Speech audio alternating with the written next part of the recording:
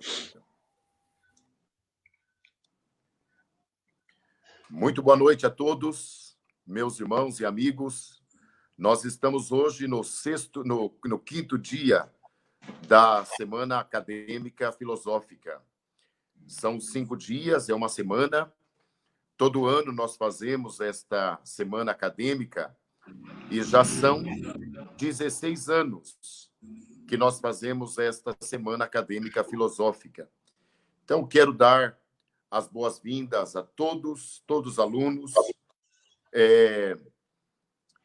Também quero saudar com muito carinho o Dom Pedro Luiz Stringini, que é o grão-chanceler de nossa faculdade, e também o bispo diocesano de Mogi das Cruzes, da qual a Faculdade Paulo VI faz parte.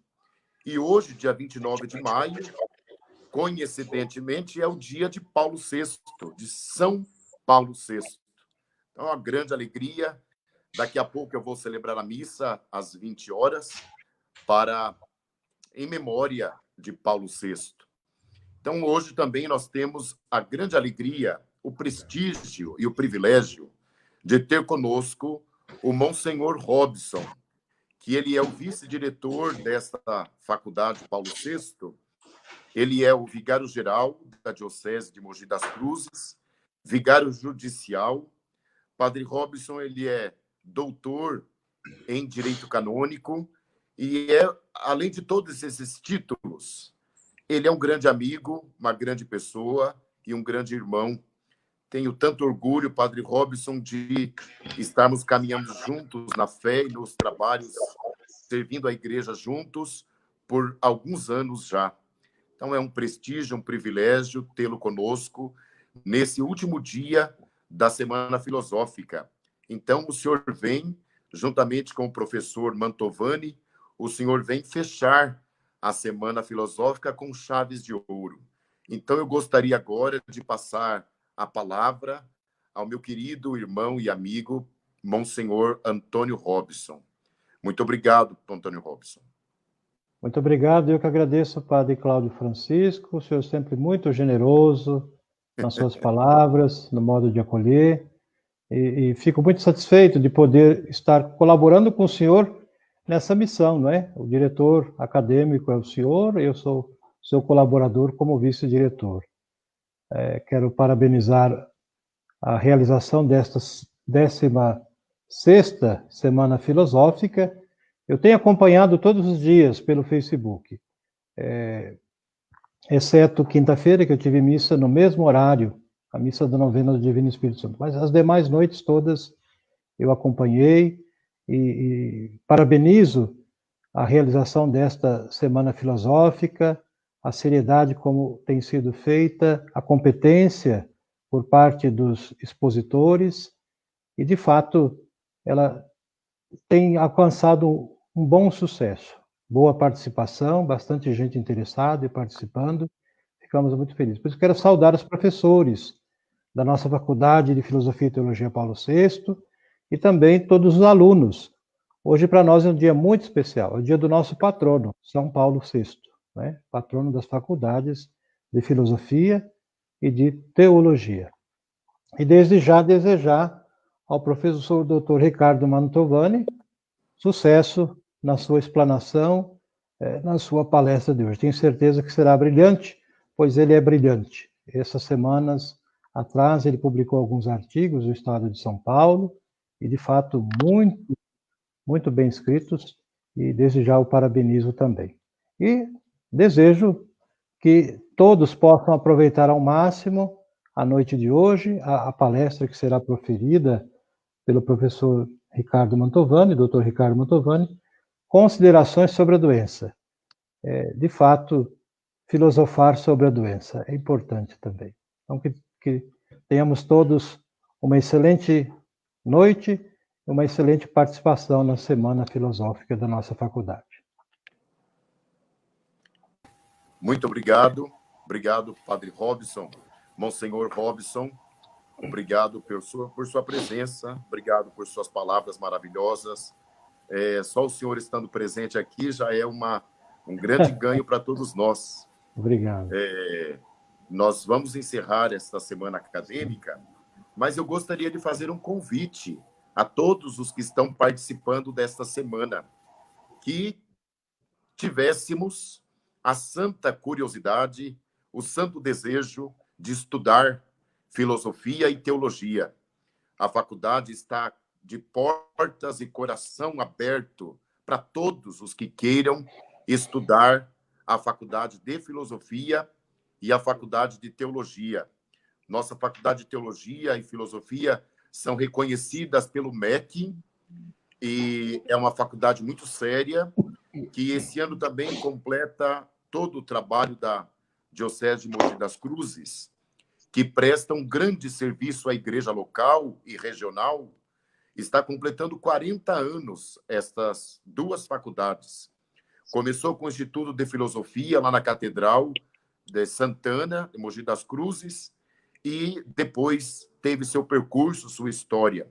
Então, quero estender o convite a todos, para participar, para fazer a faculdade, estudar a faculdade de filosofia e a faculdade de teologia. Como que faz? Liga lá na faculdade, converse com o secretário, com o Marcelo, com a Michele, se inscreva, coloque lá na sua faculdade, no telefone da faculdade lá, e se informe como que faz para poder estudar a faculdade de filosofia e a faculdade de teologia. Nós temos diurno e noturno, a parte da manhã e a parte da noite. Então, eu quero agradecer de coração ao Monsenhor Robson, aqui presente, e eu quero saudar com muito carinho o professor Ricardo Mantovani, que já está aí no ar, já está aí se preparando, está já pronto para dar hoje a sua conferência. O nosso querido professor Ricardo Mantovani, ele é doutor em filosofia, ele é professor na nossa faculdade de filosofia, e ele escreve grandes artigos aí que estão fazendo muitos sucessos nos jornais periódicos das nossas cidades. Agora ele escreveu no Estadão, não é, Ricardo? Um grande artigo que teve uma excelente repercussão. Então, eu quero passar a palavra ao nosso querido expositor desta noite. Quero agradecer de coração à professora Maria Cláudia, que presta um serviço maravilhoso à nossa faculdade como coordenadora deste curso, ao professor Maida, que está monitorando essa semana acadêmica, parabenizá-los pelo excelente trabalho. E queria dizer, Maida e Cláudia, que esta semana acadêmica, ela para nós é um divisor de águas. A partir dessa semana acadêmica, nós vamos ter, sim, que fazer muitos trabalhos online e também fazer conferências online para muita gente que quer participar, que quer estar conosco. Então, eu saúdo com todo carinho, com todo afeto, esse meu querido amigo, esse meu querido irmão, professor, doutor Ricardo Mantovani. É com você a palavra, meu irmão. Olá, vocês me escutam bem? Sim. Todo mundo me escuta? Acho que deu certo. Não. Olá? Não deu certo. Não está funcionando isso. Olá, tudo bem, gente? Me deem um toque aí, se eu tive um problema técnico aqui antes de a gente começar. Me perdoem um imprevisto.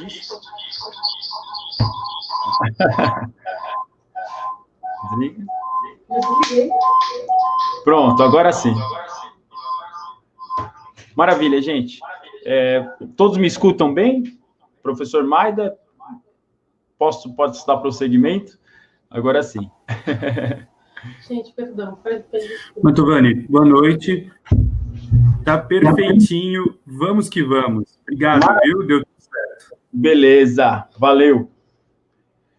Eu sempre tenho alguma história para contar em Semanas Filosóficas. Acho que no ano passado eu cheguei atrasado por conta da greve dos caminhoneiros. Acho que foi o ano passado. Atrasei meia hora por causa da greve. Enfim. Bom, vamos começar, gente, para não atrasar. A minha ideia aqui com vocês né, eu mudei de título, né? A minha fala inicialmente tinha um título e eu mudei de título. Que é o seguinte, né? Eu ia fazer considerações mais gerais a respeito do que seja a doença, né? Esse momento que a gente está passando, eu comecei a pesquisar nos filósofos mais amplamente a questão da doença, quer dizer, há filósofos que falaram a respeito disso, né? Mas aí eu comecei a notar, e já era um insight meu, que toda vez que se fala de doença, começa a se falar de sentido, né? Então, todos os filósofos que, de algum modo, tratam, né, desse momento particular, que é a doença, que é um momento de fragilidade, que é um momento de repensar, às vezes, né, eles começaram a trazer a ideia do sentido. Então, eu rebatizei aqui a minha palestra com o seguinte título. Vocês me perdoem que eu, às vezes, vou dar uma olhadinha aqui para guiar, né, para não ficar muito solta aqui minha fala e acabar passando o horário. Eu amarrei a minha fala do seguinte modo, né, pensando o sentido. E aí, pensando o sentido segundo 4 autores, né, Camus, Cioran, Pascal e Viktor Frankl, né? Eu vou apresentar um pouquinho cada um deles, né, rapidamente, e vamos ver como que eles trataram a questão do sentido. E, mais uma vez, por que eu trouxe a questão do sentido atrelado à questão da doença, né? Duas coisas em específico me chamaram a atenção para fazer essa ponte.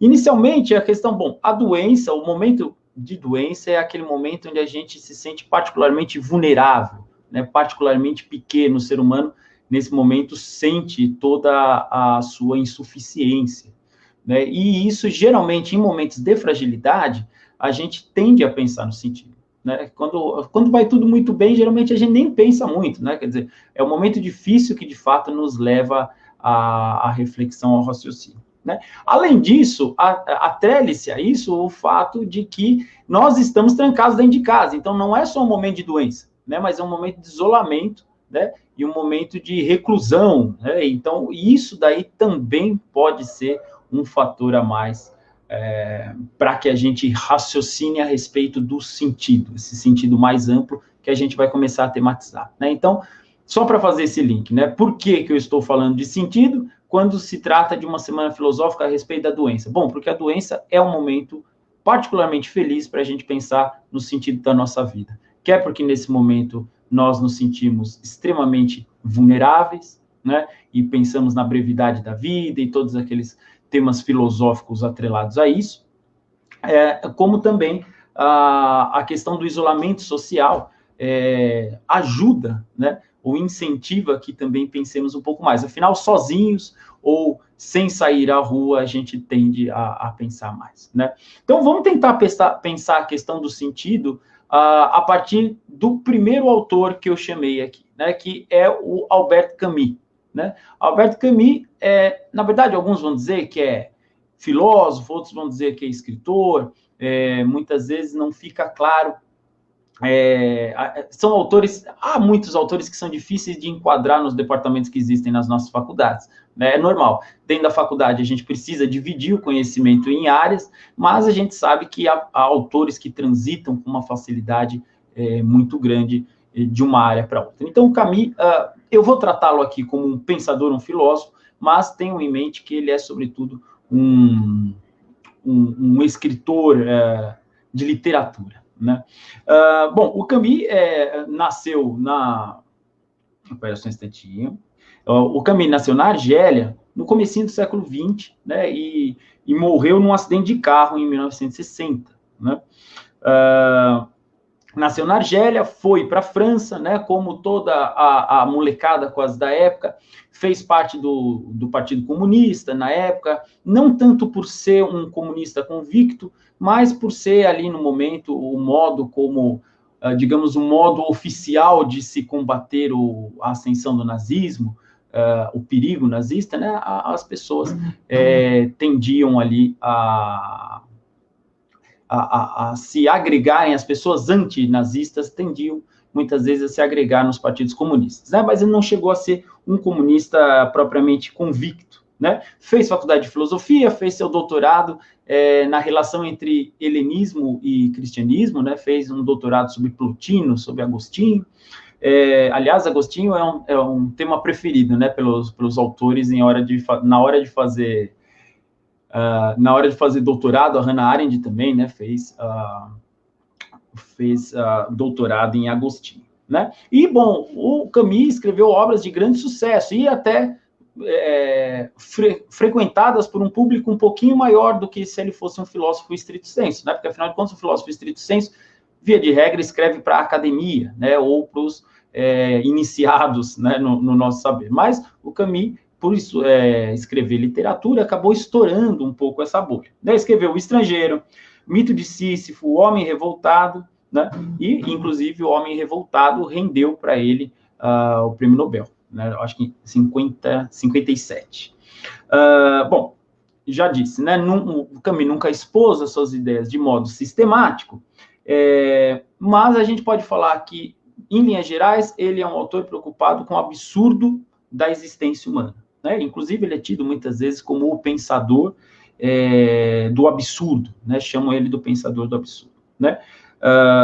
Ele preferiu, justamente talvez por ter com maior preocupação o absurdo da existência humana, ou seja, a pretensa falta de sentido da existência humana, ele preferiu exprimir isso escrevendo romances, né? Escrevendo situações humanas muito concretas em que essa falta de sentido, de algum modo, viesse à tona, né? Particularmente, nós vamos nos ater aqui ao mito de Sísifo, né? Que digamos que é uma obra, essa sim, flerta com algo mais teórico, mais de perto, né? Bom, o mito de Sísifo, eu não sei se está claro para todo mundo o que é o mito de Sísifo, né? Quer dizer, porque ele vai fazer ainda uma elaboração teórico-filosófica em cima do mito. Então, eu vou dar as linhas gerais aqui do que seja o mito de Sísifo. Então, com licença.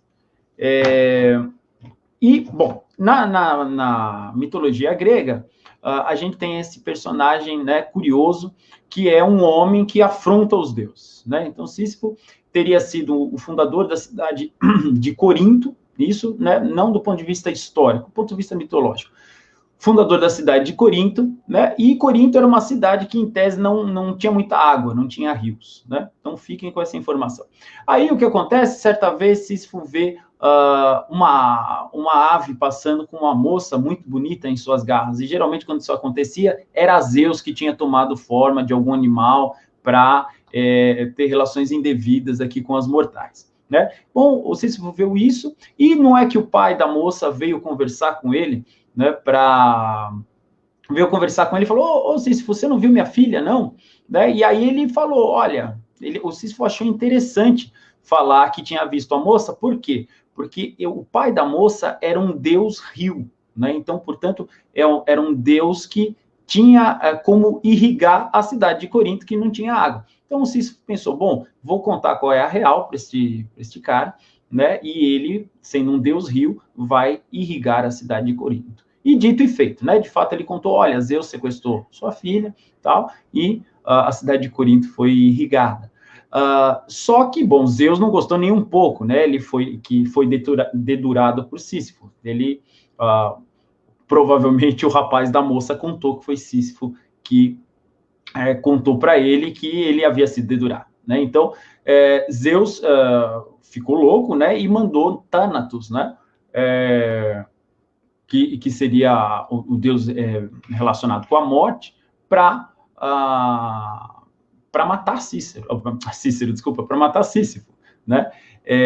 E o fato é que ele consegue enganar o deus da morte, né? Consegue enganar o deus da morte uma vez, inclusive dá todo um problema. Eu recomendo que vocês vão atrás desse mito, eu não vou entrar nos pormenores, só no que nos interessa aqui. Enganou os deuses, ele na verdade enganou a morte duas vezes, depois ele consegue enganar ainda o deus Hades, né, que é o deus ali do submundo, dos mortos. Enfim, o Sísifo consegue enganar todo mundo e, não obstante a sentença de Zeus, ele consegue morrer de velhice, bonitinho, calminho, no cantinho dele, né?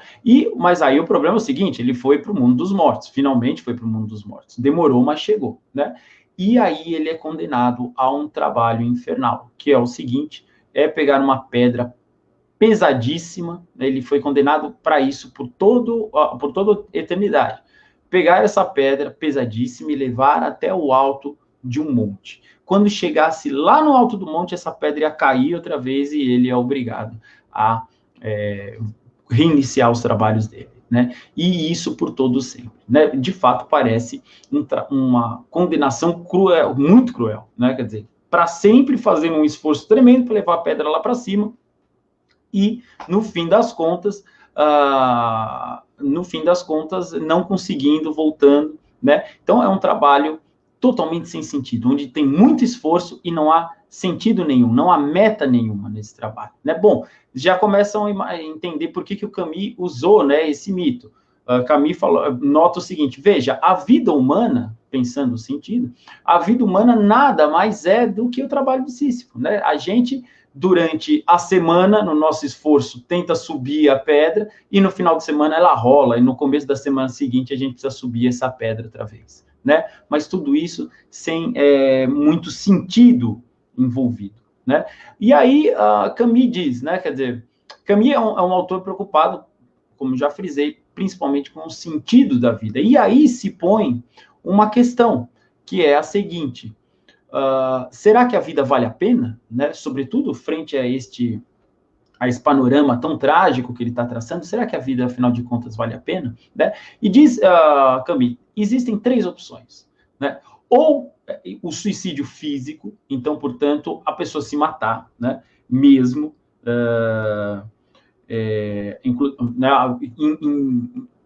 tudo isso em consonância com a fala de Camus, que vale a pena citar, né? Que ele diz que toda a importância da filosofia, né, se reduz a responder a questão do suicídio, ou seja, vale a pena viver ou não vale a pena viver, né? E ele nota que de fato, a primeira saída dessa sensação de esse nonsense completo, sem dúvida, seria o suicídio físico. Mas aí o Camus fala, bom, veja, eu acho que isso não resolve nada, porque afinal de contas, o problema está sendo o absurdo da vida. E aí, para resolver o absurdo da vida, eu vou lá e acabo com a vida, né? Não faria muito sentido. Parece que é jogar a criança com a água da banheira, aí, né? Não faz muito sentido. Então, eu não posso resolver um problema da vida finalizando a vida, né? Aí o Camus vai pensar uma outra solução, falar, bom, veja, há o suicídio físico, mas também há o suicídio que ele chama filosófico. O que seria o suicídio filosófico? Seria você adotar uma postura inautêntica na sua vida, né? O que isso quer dizer no frigir dos ovos? Quer dizer o seguinte, para o Camus, né? Que você, mesmo tendo visto que a vida não tem sentido, você começa a fingir que ela tem. Então, você se refugia numa religião, você se refugia numa filosofia otimista, por exemplo, aquela filosofia que todo mundo conhece, que fala que um dia a sociedade não vai ter classes, né? Quer dizer, você se refugia num paraíso qualquer, seja ele transcendente, seja ele material, né? Você se refugia nele e comete o que ele diz de suicídio filosófico. Ou seja, ele está querendo sugerir que as pessoas que tomam esse caminho, no fundo, assassinaram a sua razão. Então, para não matarem a si próprias, matam a sua razão e vivem uma ilusão. Bom, não preciso falar que o Camus não está achando que esse é um caminho bacana, né? Então, ele vai tomar uma terceira posição, uma terceira solução, que não é senão essa daqui: assumir o nonsense da nossa vida, né? Quer dizer, assumir o nonsense particular da vida de cada um e, quem sabe, até amar esse nonsense, né? Diz o Camus de maneira bastante lapidária aqui, é o seguinte, né? A própria luta para chegar ao cume basta para encher o coração de um homem. É preciso imaginar Sísifo feliz. Ou seja, a luta do dia a dia deve ser suficiente para o homem viver bem, quer dizer, né? Deve-se imaginar que, apesar de tudo, Sísifo, ou seja, cada um de nós, é feliz. Mesmo assumindo a falta de sentido, você, no fundo, fala, bom, a minha vida é sem sentido, mas é o que eu tenho, é o que tem para hoje, e de algum modo eu preciso aprender a assumir isso e a gostar disso, né? Então, essa é a saída aí, não uma saída que nos deixa muito animado, muito provavelmente, talvez algumas pessoas acham bastante interessante essa saída, para alguns é insuficiente, mas enfim, vamos aprofundando a questão, né? Então, essa é a saída do nosso Camus, né? Esse escritor argelino, nascido em 1913 e morto num acidente de carro muito triste, muito violento, em 1960. Bom, passando por aí, aliás, eu quero deixar bastante claro para vocês, eu estou falando um pouco acelerado aqui, que bastante coisa, e ainda comecei um pouquinho atrasado, vamos acompanhando. Eu alinhei os meus autores hoje, Camus, Cioran, Pascal e Viktor Frankl, não numa ordem cronológica, tá? O modo como eu os amarrei aqui é uma ordem lógica. Vocês vão ver que eu estou tentando ilustrar um ponto aqui, né? Então, o Émile Cioran, coincidentemente, também é do século XX, mas eu não utilizei esse critério para pô-lo depois do Camus, né? Se vocês forem ver a data que ele nasceu até antes do Camus, né? 1911, e morreu de Alzheimer em 1995. Portanto, recentemente, né? Recentemente. Para um filósofo, isso foi ontem, né? A gente que está acostumado aqui na faculdade a estudar filósofos de milênios atrás, né? Eu acho que é praticamente um jornalista. O cara viveu ontem, né? Cioran é romeno, é filho de um padre ortodoxo e de uma mãe ateia, né? Uma junção aí curiosa, né? Cioran é também, né, na linha de Camus, é um autor que vai desconfiar que, no fundo, esta vida aqui não tem sentido algum, né? Ambos foram muito influenciados por Nietzsche, né? A gente pode dizer que, de algum modo, o Camus se manteve muito fiel ao Nietzsche, né? Falando que, bom, esta vida aqui não tem sentido, mas a gente pode, de algum modo, brincar com o sentido que a gente dá para o nosso próprio nonsense, né? Quer dizer, o nonsense não é extrapolado, mas a gente pode conferir um certo sentido à dor nossa de cada dia. O Nietzsche já estava mais ou menos aí, né? O Camus parece que reforçando, e o Cioran também é um bom leitor de Nietzsche, mas, a meu ver, ele tira consequências do pensamento nietzschiano que o próprio Nietzsche talvez não estivesse disposto a tirar, né? Então, Émile Cioran é um romeno que vai para a França, vive praticamente contemporâneo de Camus, né? Na França, vive também toda aquela loucura ideológica, porque passa a França nas épocas do nazismo e depois as épocas posteriores, né? Nunca se envolve muito com nada, é um cara que vive à parte, e isso é muito importante. A vida do Cioran reflete demais o pensamento do Cioran, né? É um cara que vive à parte da sociedade. Escreve em francês, né? Aliás, é um dos maiores prosadores da língua francesa do século XX, né? Vale a pena, para quem vai estudar francês, vale a pena ler Cioran. E Cioran vai falar o seguinte, ele justifica a inação que ele teve na vida inteira dele, né? Quer dizer, ele viveu na hospedagem de estudantes a vida inteira sem nunca concluir o doutorado dele, né? Ele protelou as coisas a vida inteira e foi um homem que, como ele mesmo diz, um homem de extrema inação, né? Um homem que não fez ali muita coisa. E ele justifica isso com aquilo que ele chama de experiência da lucidez. O que é a lucidez? Né? Bom, vamos primeiro entender o que não é a lucidez. O Sr. Han diz, olha, a lucidez não é a sabedoria. A sabedoria, tradicionalmente, e isso aparece em várias tradições religiosas e filosóficas antigas, sabedoria geralmente é a gente aceitar aquilo que acontece com a gente, né? Seja de um ponto de vista totalmente laico, como seria um estoico, né? Ou parcialmente laico, né? Quer dizer, pelo menos para os estoicos não há um Deus transcendental, nesse sentido que eu estou falando. Mas o fato é que o estoico aceita aquilo que acontece com ele, né? E, por exemplo, dentro do cristianismo, mas também a gente poderia citar outras tradições religiosas, a sabedoria versa sobre a aceitação que nós devemos ter da vontade divina, né? Então, por exemplo, peguem Jó. Jó é um homem sábio, por quê? Porque, de algum modo, ele se dobra à vontade de Deus, né?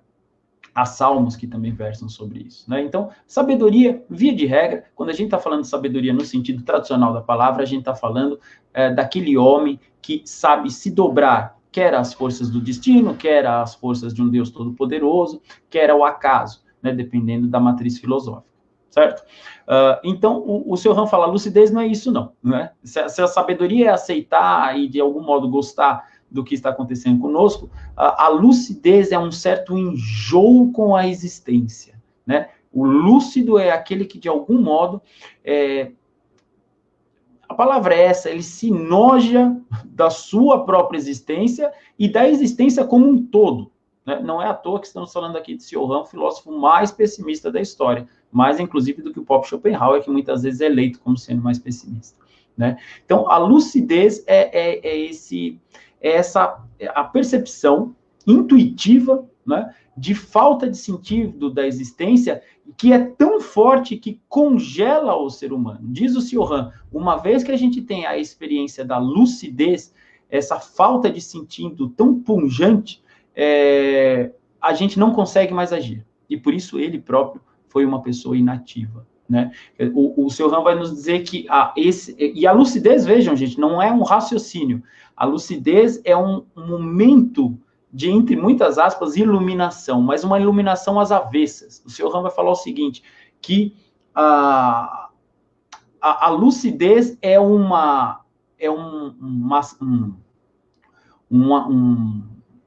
episódio místico às avessas. Imaginem uma Teresa d'Ávila às avessas, né? Quer dizer, enquanto o santo, o místico, no seu momento mais alto, tem acesso direto com Deus, portanto, o transe místico é um acesso direto ao próprio ser, diz o Sr. Han, a lucidez é um acesso direto ao nada, por isso que ele é o oposto do transe místico, né? Enquanto os santos, em tese, teriam um acesso direto, sem qualquer raciocínio, ao próprio Deus, um acesso direto a tudo que a teologia fala, o místico vai lá e direto tem aquele acesso, a lucidez seria exatamente o contrário. Os céticos falam, os niilistas falam, mas aquele momento onde você sente o nada, Sr. Han chama isso de lucidez. E diz ele, isso deixa tantas marcas na pessoa que você está condenado à inação para o resto da sua vida. Bom, e aí caberia perguntar, mas então por que você não se mata? De fato, alguns autores falaram isso para Sr. Han. Por que, afinal de contas, você não se mata? E ele diz o seguinte, graças a Deus, um Deus entre aspas aqui, graças a Deus, nós não continuamos vivos por causa de um raciocínio. O que prende o ser humano na existência nada mais é do que um preconceito, o seu instinto. Né? O instinto é um preconceito no sentido de que ele não depende de nenhum conceito, né? Ele está anterior a qualquer conceito, ele é um preconceito. Né? O instinto de sobrevivência me mantém na existência. Por isso tem uma frase lapidar também do Sr. Han, que é a seguinte, respiro por preconceito. Né? Então, não é que eu saio respirando por aí, saio vivendo por aí, porque a razão me diz para tanto. Pelo contrário, a razão mata a vida. Uma vez desenvolvida a razão, né, a vida fica cada vez mais complicada de ser vivida. Aí você fala, bom, mas professor Ricardo, a gente não está mais uma vez no registro do Sr. Han, do Camus? Não exatamente. Há pontos de encontro. De fato, tanto Camus quanto Cioran vão ver que esta vida aqui não tem muito sentido, né? Mas o Camus acha que é possível ao homem, depois dessa experiência, ir de peito aberto para a vida e encarar as suas tarefas, tal como Sísifo faz lá na mitologia grega. Né? Já Cioran leva essa coisa mais a sério, parece. Olha, não é bem assim. Se a gente nota com muita profundidade que a vida não tem sentido, não dá para continuar vivo. É uma bobeira. Eu imagino uma conversa aqui entre Cioran e Camus. Cioran falaria para Camus o seguinte: cara, se você está continuando, se você consegue ainda ter vontade de fazer as coisas no dia a dia, me perdoa, você não teve a experiência da lucidez, que é essa experiência do nada, do jeito que eu tive. Se você tivesse tido do jeito que eu tive, você não, com certeza, você não estaria mais vivendo uma vida prática, digamos assim, né? Bom, passemos adiante, né? Então, quer dizer, parece que o Cioran está atacando o Camus por esse lado, né? Veja, Camus, no fundo, você chegou à conclusão que você chegou porque você não entendeu direito o que não é ter sentido. No fundo, você acha que tem um sentidozinho aí, né? E por isso você continua vivendo. Bom, agora eu vou remeter vocês a um terceiro autor, Blaise Pascal, certo? Blaise Pascal, todo mundo já está cansado de me ouvir falar de Pascal, sobretudo os meus alunos, né? É o autor que eu tive o prazer e a bênção de escolher no começo da minha vida acadêmica, nessas fases em que a gente precisa se especializar em alguma coisa, né? Então, mestrado e doutorado, eu acompanhei bem de perto as reflexões do Pascal, e é um filósofo que me marca muito até hoje, né? O que vai dizer o Pascal? Né? Pascal, vocês sabem, é um cristão do século XVII, né? Um gênio, aí, inventou máquina de calcular, provou a existência do vácuo. Eu não vou ficar listando aqui o que o Pascal fez, né? É um verdadeiro gênio. E o Pascal tem uma obra filosófica de apologia da religião cristã, né? Então, o Pascal é um cara que vai tentar levar o seu leitor à religião cristã, né?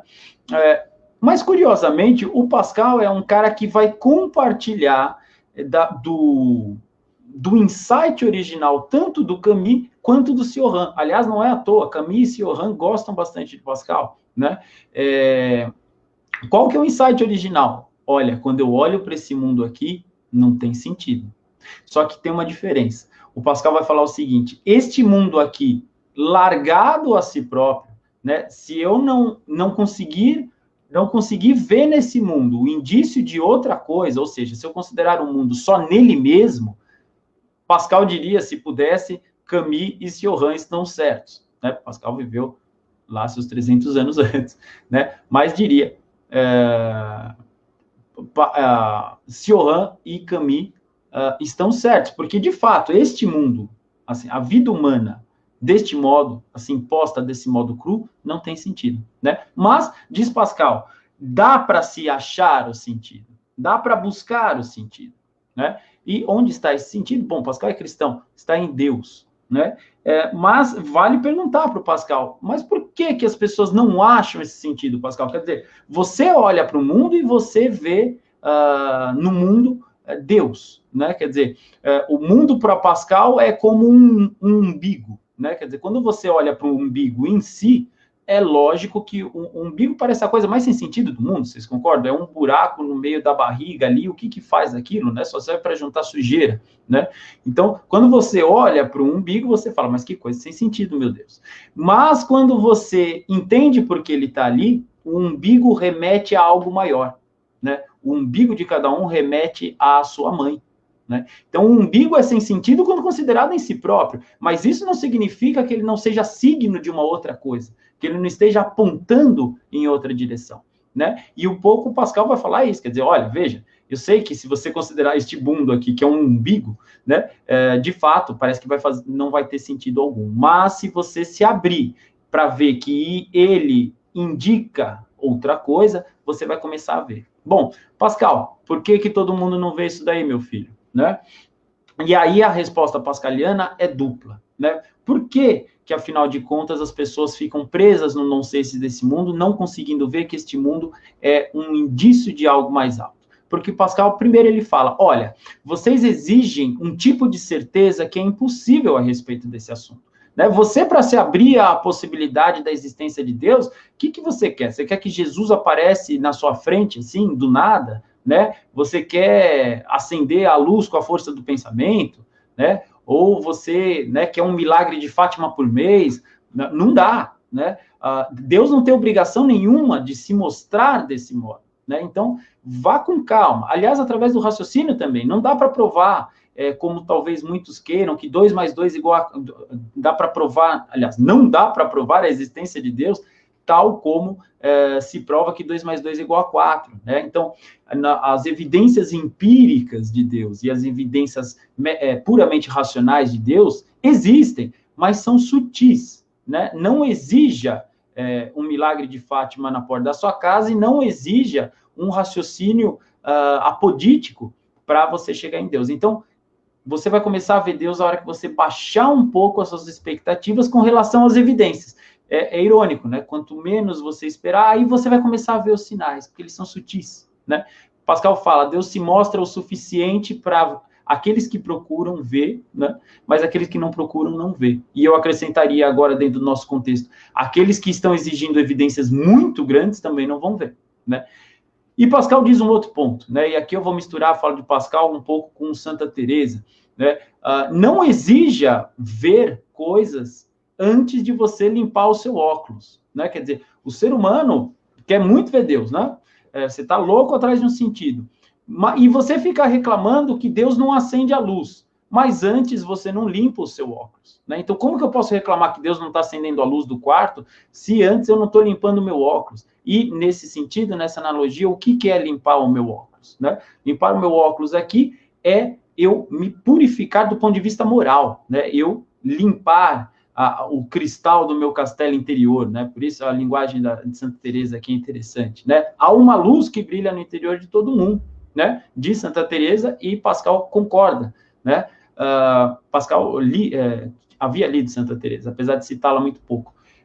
Há uma luz no interior de cada um, mas o nosso cristal está sujo, ou está como um pano em cima, né? Então, a gente não pode ter essa ideia, que inclusive é muito corrente nos nossos dias, de que a vida intelectual não tem nada a ver com a vida moral, né? Para você ver a verdade na vida intelectual, você precisa estar comprometido com a verdade na vida moral, né? Então, você quer entender intelectualmente Deus? Bom, primeiro pare de mentir no seu dia a dia, né? Como que você pode estar comprometido com a verdade no campo intelectual se você não tem comprometimento nenhum com a verdade no seu dia a dia, na sua vida moral? Então, o que Pascal teria para dizer agora para o Cioran e para o Camille lá atrás? Vejam bem, meus amigos, vocês estavam certos. De fato, este mundo considerado em si mesmo, olha, é bem pobrezinho de sentido, mas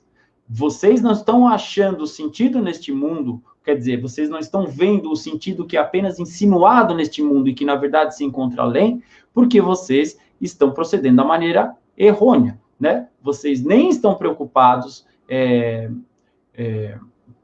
em melhorar moralmente antes. Então, primeiro, vá melhorando como pessoa, quem sabe Deus se revele para você, né? E, além do que, baixe as suas expectativas, né? Baixe as suas expectativas. Como eu disse, você não tem direito nenhum para acreditar em Deus que haja um episódio de Fátima na porta da sua casa, certo? Por fim, acho que o Pascal dá um apontamento, né, para esse nonsense do mundo. É lógico que há outros inúmeros apontamentos para o nonsense do mundo. Quer dizer, eu acho que todo mundo já teve aquela experiência de se perguntar para que tudo isso, né? Então, o insight de todos esses filósofos é muito humano e diz muito a respeito do nosso âmago, né? Quer dizer, essa angústia, às vezes, com aquilo que às vezes parece não ter sentido, é algo muito premente em todos nós, né? Então, Camille teve ali a sua saída, Cioran apresentou a sua não saída, que não deixa de ser uma saída na prática, né? E Pascal pôs a sua. O que eu quero terminar aqui minha fala dizendo é o seguinte, né? E apelando aqui o último momento teórico da minha fala é com Viktor Frankl, né? Viktor Frankl é um psicólogo que flerta com a psicanálise e tal, e que viveu também no século XX, então agora, né, voltamos para o século XX, morreu recentemente, recentemente na escala da filosofia, tá, gente? Morreu recentemente, e foi um homem que passou por 4 campos de concentração, né, e teve essa experiência, marcou ele para a sua vida inteira, né? Ele sobreviveu, ele, obviamente, né, sobreviveu, virou, escreveu, por isso que a gente está falando dele, e a experiência do campo de concentração para ele foi central, porque o que ele notou nos campos de concentração?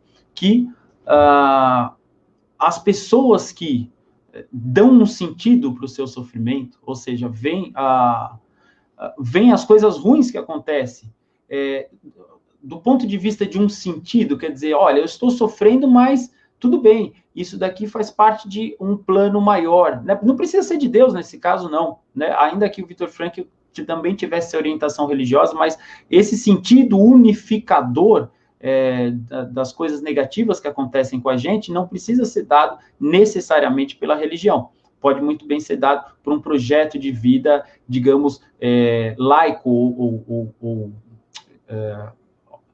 que não faça referência a uma transcendência, um projeto totalmente imanente. Tudo bem, né?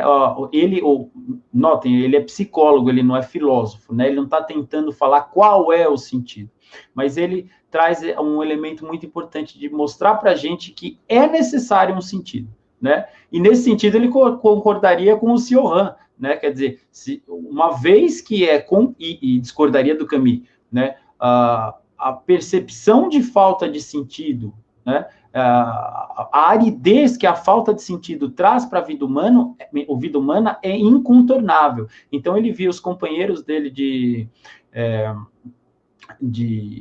campos de concentração, os que não tinham uma visão maior daquilo que estava acontecendo com eles geralmente se entregavam e morriam. Os sobreviventes foram aqueles que conseguiram absorver todas as contingências negativas num plano unificador maior, né, que foi capaz de dar sentido para a vida deles, mesmo na dificuldade, né? E o Viktor Frankl arremata, de algum modo, o ponto alto do pensamento dele é o seguinte, né? Não busquem diretamente a felicidade, né? A maior receita para você ser infeliz é buscar diretamente a felicidade. Busque antes o sentido, né? Busquem o sentido, o que dá sentido para a vida de vocês. E notem, às vezes aquilo que dá sentido para a nossa vida é causa de muita dor, muitas vezes, né? Dá trabalho seguir aquilo em que a gente acredita, né? Não é facinho, né? Mas, diz o Viktor Frankl, faça isso, opte, quando for necessário, pelo caminho difícil. Se o caminho difícil for aquele que faz sentido e o fácil é aquele que simplesmente é um prazer momentâneo, vá no caminho difícil, porque você vai ver que a felicidade acontece exatamente aí, né? Diz ele, a felicidade não pode ser meta, a felicidade é um efeito colateral de uma outra coisa. E a felicidade é um efeito colateral de que coisa? Da vida humana vivida de acordo com um sentido, que obviamente cada um pode eleger, pode descobrir, ou diria o Camus, pode construir, mas o importante é que haja um sentido unificando todas as contingências que parecem ser caóticas na nossa vida. Enfim, essas contingências precisam ser unificadas e é isso que torna um homem forte e, no limite, é isso que torna um homem bem-sucedido, um homem feliz. Não bem-sucedido necessariamente no sentido do mundo, mas no sentido da felicidade mais profunda. É isso, gente. Espero que não tenha ficado muito corrido. Que bacana. Muito obrigado, Mantovani.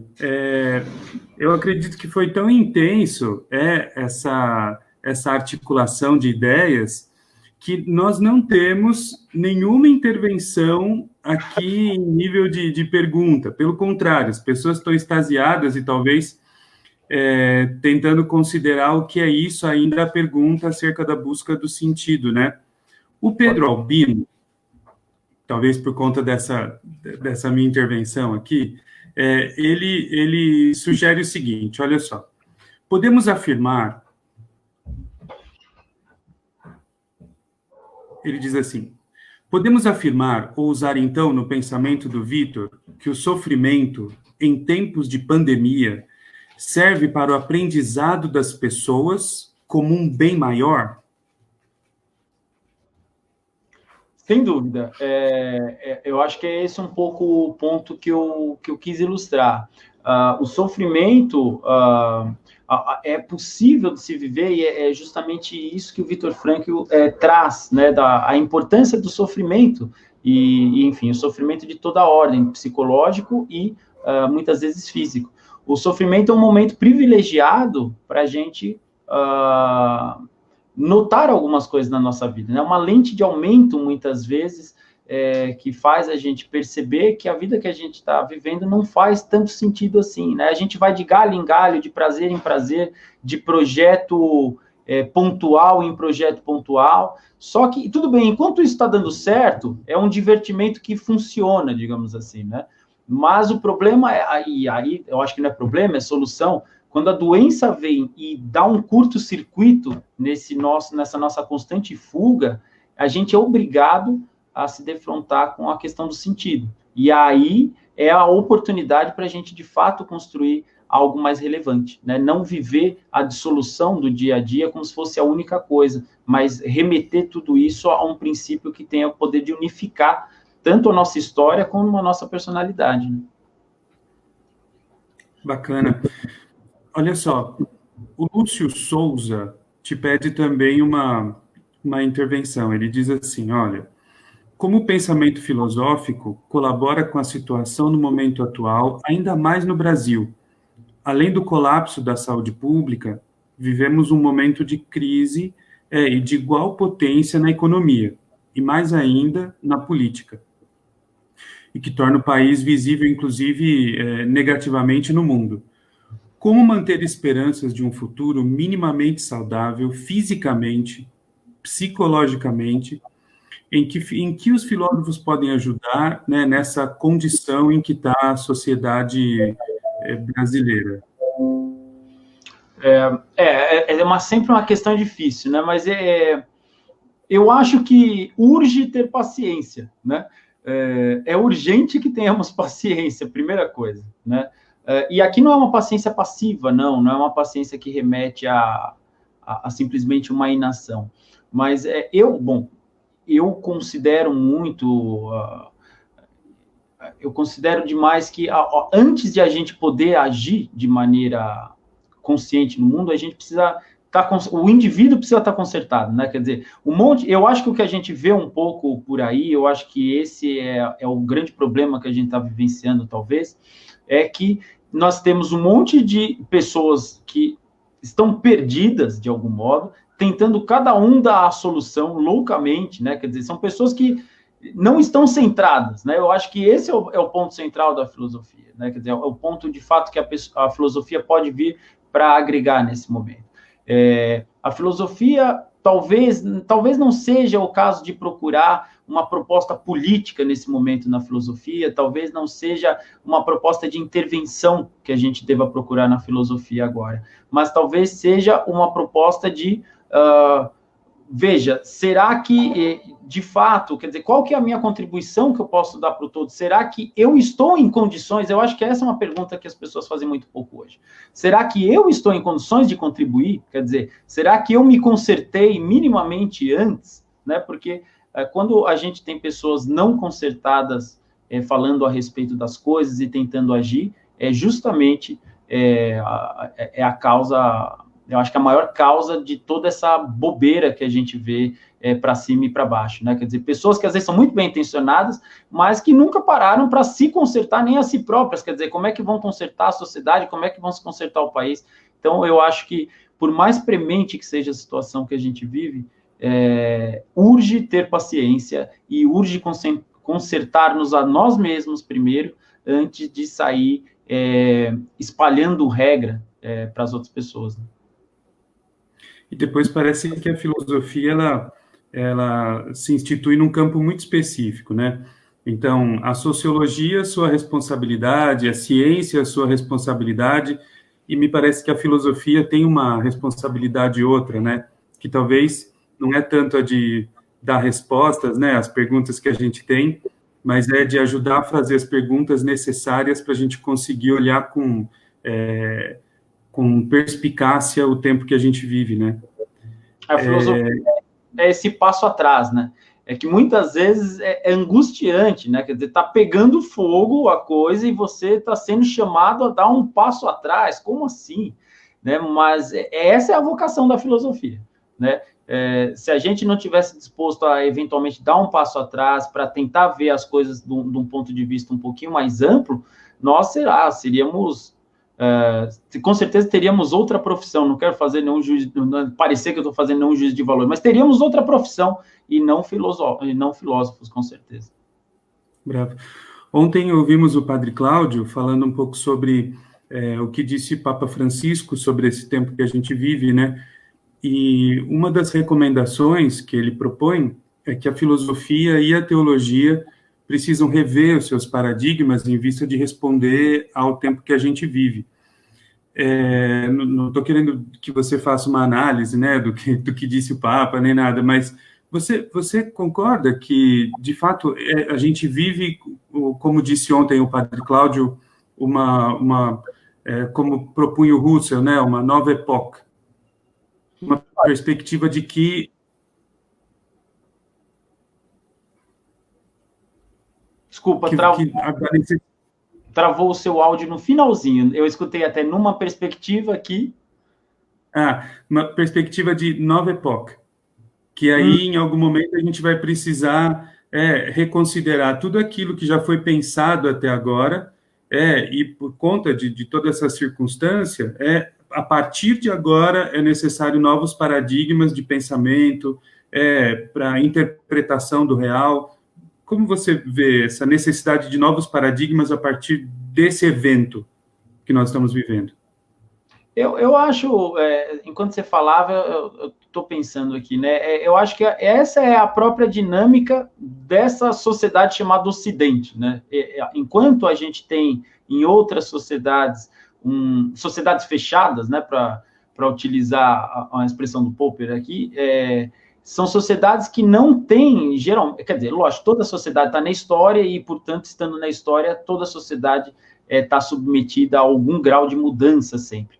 Mas as sociedades que não a ocidental tendem a mudar muito lentamente, né? Então, por exemplo, você pegar uma tribo indígena de hoje e a mesma tribo há 2.000 anos atrás, muito poucas diferenças vão ser notadas, se é que vai ser notada alguma.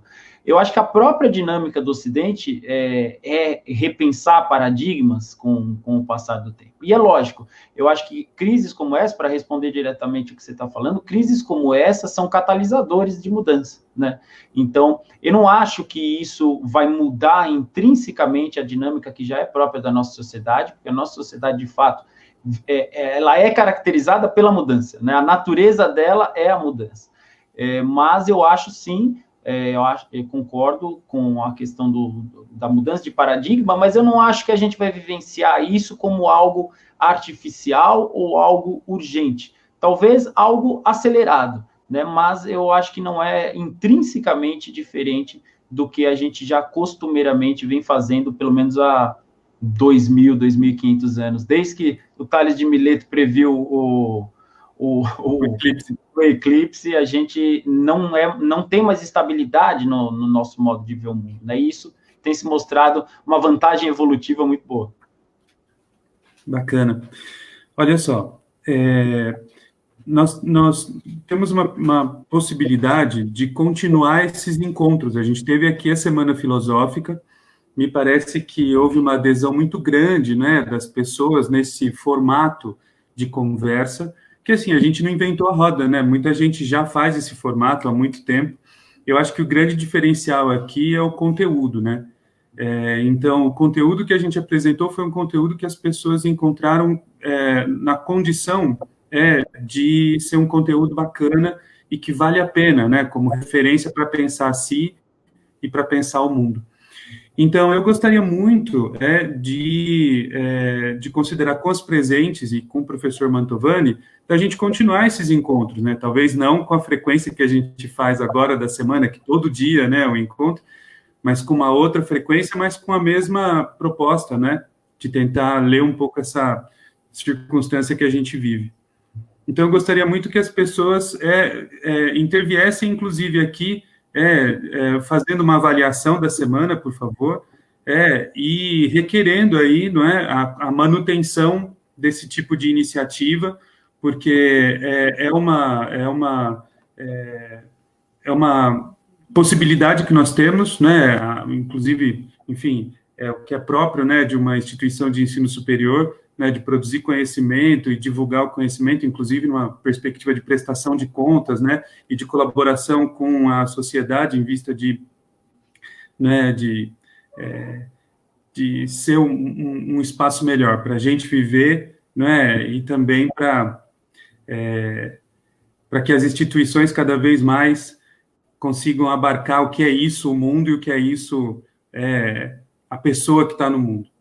Então, por favor, amores, intervenham aí nos comentários. A gente vai ficar muito feliz, né, de ter essa demanda expressa aqui nos comentários sobre a manutenção desses encontros.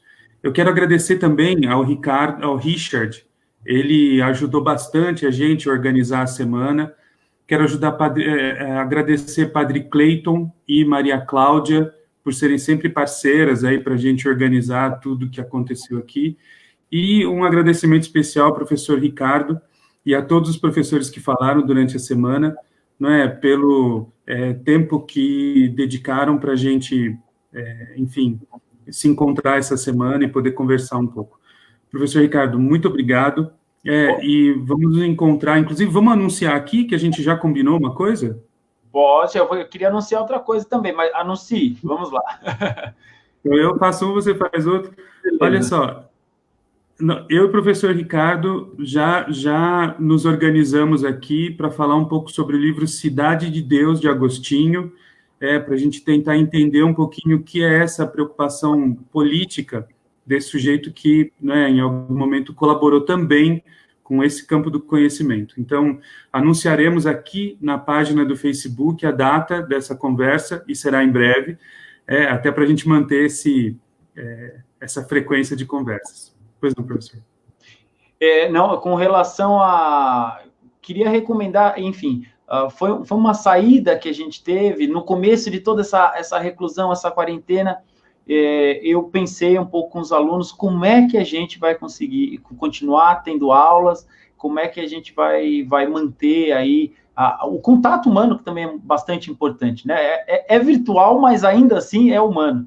E a gente, todas as minhas disciplinas, conseguimos manter uma continuidade e uma assiduidade muito grande. Eu queria agradecer os meus alunos que têm acompanhado as aulas online, né? Eu criei um canal lá no YouTube, Ricardo Mantovani, que é só para as aulas de filosofia. Então, já que você está falando, né, que a faculdade é esse lugar onde tem que arejar a sociedade, né, quer dizer, é justamente esse local, esse passo atrás, essa clareira, na qual a gente pode ter uma visão mais objetiva do que está acontecendo, né. Então,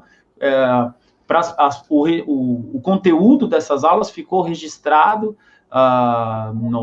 no canal, então é acessível para todo mundo. Eu acho que é justamente um lugar bom para a gente dar esse passo atrás, né? E os alunos da pós-graduação também fizemos o mesmo, fizemos num formato diferente, como são menos, fizemos em formato de hangout, então também ficou bastante interessante. Queria agradecer muito os meus alunos por terem se mantido fiéis à faculdade e a mim nesse período, me dando força aqui, porque às vezes é chato você levantar de manhã e dar uma aula de 3, 4 horas olhando para um quadradinho preto, né? Mas saber que eles estão lá do outro lado, e saber que eles estão firmes, e escutar os feedbacks depois deles, pelos grupos de WhatsApp e tudo, e saber que a faculdade continua fumegando, apesar da aparente parada, a gente está mais sagaz do que nunca. Bacana.